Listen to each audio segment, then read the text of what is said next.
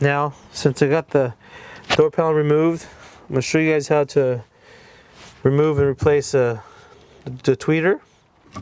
And this only has only the HK model. Well, the touring model, the ones that got the Harman Kardon sound system, will have these little tweeters in them. Very simple to remove and replace one of these tweeters. Just one screw here, and there's one screw down here.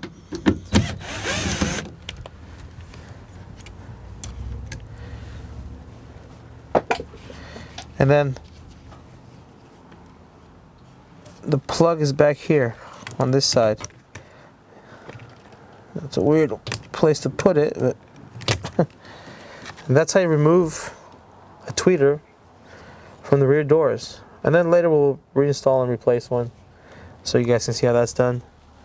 But if you want to upgrade it, this is the way to go.